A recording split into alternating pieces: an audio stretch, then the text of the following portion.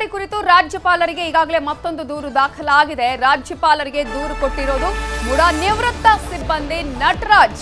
ಈಗಾಗಲೇ ನಾವು ಹೇಳ್ತಾ ಇದ್ವಿ ಯಾವ ಕಾರಣಕ್ಕಾಗಿ ಇಲ್ಲಿ ದೂರನ್ನ ನೀಡಲಾಗಿದೆ ಅನ್ನುವಂತಹ ವಿಚಾರಕ್ಕೆ ಸಂಬಂಧಪಟ್ಟ ಹಾಗೆ ನಾವು ಗಮನಿಸ್ತಾ ಹೋಗೋದಾದ್ರೆ 450 ಕೋಟಿಗೂ ಅಧಿಕ ಹಣ ಇಲ್ಲಿ ಪೋಲಾಗಿದೆ ಅಂತ ಹೇಳಿ ದೂರಿನಲ್ಲಿ ಉಲ್ಲೇಖವನ್ನ ಮಾಡಲಾಗಿದೆ. ಇನ್ನು ನಿಯಮ ಬಾಹಿರವಾಗಿ ಕಾಮಗಾರಿಗಳಿಗೆ ಸಿಎಂ ಮೌಖಿಕ ಆದೇಶವನ್ನ ನೀಡಿದ್ದಾರೆ. ಇಲ್ಲಿ ನಿಯಮ ಉಲ್ಲಂಘನೆಯಾಗಿದೆ, ಪ್ರಕರಣವನ್ನ ಸಿಬಿಐ ತನಿಖೆಗೆ ವಹಿಸಬೇಕು ಅಂತ ಹೇಳಿ ರಾಜ್ಯಪಾಲರಿಗೆ ಒತ್ತಾಯವನ್ನ ಮಾಡಲಾಗಿದ್ದು, ಮೈಸೂರಿನಲ್ಲಿ ಸಾಮಾಜಿಕ ಕಾರ್ಯಕರ್ತ ನಟರಾಜ್ ಆಗ್ರಹವನ್ನ ಮಾಡಿದ್ದಾರೆ.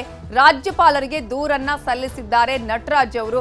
ಎಲ್ಲೇ ಈಗಾಗಲೇ ದೂರು ಯಾಕೆ ದಾಖಲಾಗಿದೆ ಅಂತ ನಾವು ಹೇಳ್ತಾ ಇದ್ವಿ. ಪ್ರಮುಖವಾಗಿ ಇಲ್ಲಿ ಸಿಎಂ ಮೌಖಿಕ ಆದೇಶವನ್ನ ನೀಡಿದ್ದಾರೆ, ನಿಯಮ ಬಾಹಿರ ಕಾಮಗಾರಿಗಳಿಗೆ ಅನ್ನುವಂತಹ ದೂರನ್ನ ನೀಡಲಾಗಿದೆ.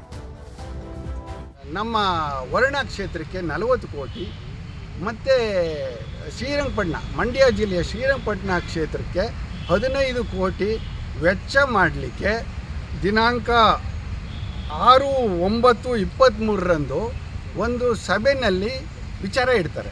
ಅದು ಸಂಶಯಾಸ್ಪದ, ಹೇಳಿದ್ರೋ ಇಲ್ವೋ ಸತ್ಯ ಅಲ್ವಾ? ಕ್ಯಾಬಿನೆಟ್ ಅಲ್ಲಿ ಹೋಯ್ತು ಅಂದ್ರೆ ಆ ನಿರ್ಣಯ ತಗೊಂಡವರು ಅಲ್ಲಿ ಹೇಳಿರ್ತಾರೆ, ಯಾರಿಗಪ್ಪ ಹೇಳಿದ್ದು ಅಂತ ಕೇಳಿರ್ತಾರೆ. ಅದನ್ನ ಯಾಕೆ ದಾಖಲಿಸ್ತಿಲ್ಲ? ಈಗ ಹಿರಿಯ ಸದಸ್ಯರಿಗೆ, ಶಾಸಕರಿಗೆ ಹೇಳಿರ್ಬೋದು, ಕಮಿಷನರ್ಗೆ ಹೇಳಿರ್ಬೋದು, ಅಥವಾ ಅದನ್ನು ರೆಕಾರ್ಡ್ ಮಾಡಬೇಕಾಗಿತ್ತಲ್ವಾ? ಮುಡಾದಲ್ಲಿ ಕೆಲಸವನ್ನ ಮಾಡಿದ್ರಿ, ಈ ಮೌಖಿಕ ಆದೇಶಕ್ಕೆ ಅಲ್ಲಿ ಕಾನೂನಲ್ಲಿ ಅವಕಾಶ ಇದೆಯಾ? ಇಲ್ಲ ಸರ್. ಮತ್ತೆ ಅಲ್ಲ, ಮೌಖಿಕ ಆದೇಶಕ್ಕೆ ಎಲ್ಲರ ಕಾನೂನು ಅವಕಾಶ ಇದೆಯಾ? ಇಲ್ಲ, ಅದನ್ನೇ ಹೋಗ್ಲಿ, ಅದು ಮೌಖಿಕವಾಗಿ ನನಗೆ ಹೇಳಿದ್ರು ಅಂತ ಅನ್ನೋ ಧೈರ್ಯನೇ ಯಾರಿಗೂ ಇಲ್ವಲ್ಲ ಸರ್. ಇದರ ಬಗ್ಗೆ ಇನ್ನಷ್ಟು ಡೀಟೇಲ್ಸ್ ಅನ್ನ ಕೊಡೋದಕ್ಕೆ ನಮ್ಮ ರಿಪೋರ್ಟರ್ ಆನಂದ್ ಫೋನ್ ಸಂಪರ್ಕದಲ್ಲಿ ಜಾಯಿನ್ ಆಗಿದ್ದಾರೆ. ಆನಂದ್, ಈಗಾಗಲೇ ಸಿಎಂ ವಿರುದ್ಧ ಮತ್ತೊಂದು ದೂರನ್ನ ನಟರಾಜ್ ಅವರು ದಾಖಲಿಸಿದ್ದು ರಾಜ್ಯಪಾಲರಿಗೆ ಕೊಟ್ಟಿದ್ದಾರೆ. ಈಗಾಗಲೇ ಈ ಸಂದರ್ಭದಲ್ಲಿ ನಟರಾಜ್ ಅವರು ಕೊಟ್ಟಿನ ದೂರಿನ ಅನ್ವಯನೇ ಮುಖ್ಯ ಕಾರ್ಯದರ್ಶಿಗೆ ಪತ್ರವನ್ನ ಬರೆದು ವಿವರಣೆಯನ್ನ ಕೋರಿದ್ದಾರೆ. ಇಡೀ ಪ್ರಕರಣದ ಬಗ್ಗೆ ಡೀಟೇಲ್ಸ್ ಕೊಡೋದಾದ್ರೆ ಏನೋ ಮೈಸೂರು ಮೂಡ ಹಗರಣದಲ್ಲಿ ಸಿಎಂ ಸಿದ್ದರಾಮಯ್ಯ ವಿರುದ್ಧ ಈಗಾಗಲೇ ರಾಜ್ಯಪಾಲರು ಪ್ರಾಸಿಕ್ಯೂಷನ್ಗೆ ಅನುಮತಿ ಕೊಟ್ಟಿದ್ದಾರೆ. ಅದು ಒಂದು ಭಾಗ ಆದ್ರೆ, ಈಗ ಮೂಡಾದ ನಿವೃತ್ತ ಸಿಬ್ಬಂದಿ ಏನಿದೆ ನಟರಾಜ್ ಅವರು ಮತ್ತೊಂದು ದೂರನ್ನ ದಾಖಲಿಸಿರುವಂತದ್ದು. ಇಲ್ಲಿ ದೂರಿನಲ್ಲಿ ಅವರು ಪ್ರಮುಖವಾಗಿ 2 ಅಂಶಗಳನ್ನ ನಮೂದು ಮಾಡ್ತಾರೆ ನಮಿತಾ. ಒಂದು ಏನೋ ಮೈಸೂರು ಮೂಡ ನಗರಾಭಿವೃದ್ಧಿ ಪ್ರಾಧಿಕಾರ ಏನಿದೆ, ಇದು ನಗರ ವ್ಯಾಪ್ತಿನಲ್ಲಿ ಮಾತ್ರ ಅಭಿವೃದ್ಧಿ ಮಾಡ್ಲಿಕ್ಕೆ ಇದಕ್ಕೆ ಕಾನೂನಿನಲ್ಲಿ ಅವಕಾಶ ಇರುವಂತದ್ದು.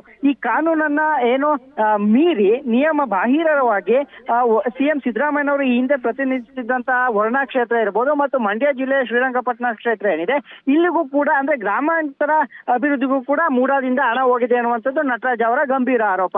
ಅಲ್ಲದೆ ಈ ಪ್ರಕರಣ ಈಗಾಗಲೇ ಸಿಬಿಐಗೆ ವಹಿಸಬೇಕು ಅಂತ ರಾಜ್ಯಪಾಲರಿಗೆ ಈಗಾಗಲೇ ದೂರನ್ನ ಕೊಟ್ಟಿದ್ದಾರೆ.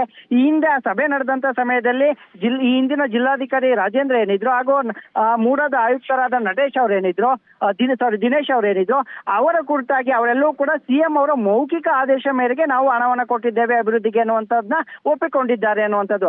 ಆದ್ರೆ ಅಧಿಕಾರಿಗಳು ಎಲ್ಲೂ ಕೂಡ ಅದನ್ನ ನಮೂದಿಸಿಲ್ಲ. ಹಾಗಾಗಿ ಏನ್ ಮಾಡಿದ್ದಾರೆ, ನಟೇಶ್ ಅವರು ಈಗಾಗಲೇ ನಟರಾಜ್ ಅವರು ರಾಜ್ಯಪಾಲರಿಗೆ ದೂರು ಕೊಟ್ಟಿರುವಂತದ್ದು. ಇದನ್ನ ತನಿಖೆ ಮಾಡಬೇಕು, ಇದು ಗಂಭೀರವಾದಂತ ಪ್ರಕರಣ. ಮೂಡಾದಲ್ಲಿ ಪದೇ ಪದೇ ಏನು ಕಾನೂನಿನ ಬಾಹಿರ ಚಟುವಟಿಕೆಗಳು ನಡೀತಾ ಇದೆ.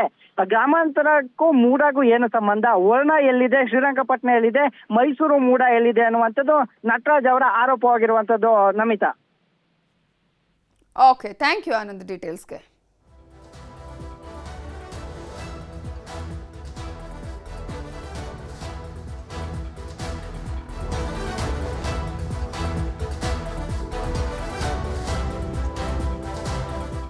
ಕನ್ನಡಿಗರ ಮೆಚ್ಚಿನ ನಿಮ್ಮ ನ್ಯೂಸ್ 18 ಕನ್ನಡ ಈಗ ವಾಟ್ಸ್ಆಪ್ನಲ್ಲಿಯೂ ಲಭ್ಯ.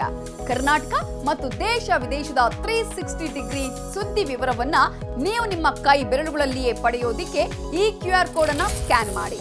ನಮ್ಮ ಚಾನೆಲ್ ಅನ್ನ ಫಾಲೋ ಮಾಡಿ, ನೋಟಿಫಿಕೇಶನ್ ಆನ್ ಮಾಡಿ.